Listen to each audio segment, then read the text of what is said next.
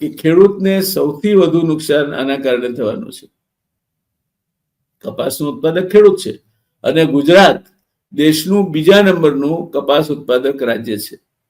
પહેલા નંબરનું કપાસ ઉત્પાદક રાજ્ય મહારાષ્ટ્ર છે, બીજા નંબરનું કપાસ ઉત્પાદક રાજ્ય ગુજરાત છે. તો ગુજરાતને એની બોળી અસર થાય એ સ્વાભાવિક છે, અને ગુજરાતને અસર થાય એટલે ગુજરાતના ખેડૂતોને અસર થાય.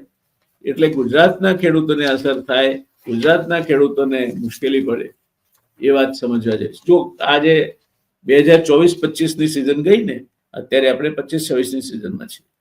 તો 2024-25ની સિઝન ગઈ, હવે 25-26ની સિઝન આવશે ઓક્ટોબરથી.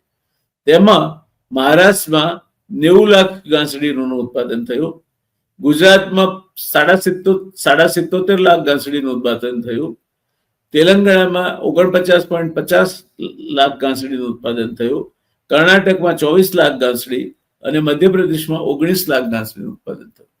પણ દેશના ઉત્પાદનની ટકાવારીની દ્રષ્ટિએ જોઈએ તો મહારાષ્ટ્ર 28.9% ઉત્પાદન કરે છે રૂનું, પહેલા નંબરે છે. ત્યાર પછી 24.9% સાથે ગુજરાત બીજા નંબરે છે. ત્યાર પછી 15.9% સાથે તેલંગાણા ત્રીજા નંબરે છે. 7.7% સાથે કર્ણાટક ચોથા નંબરે છે.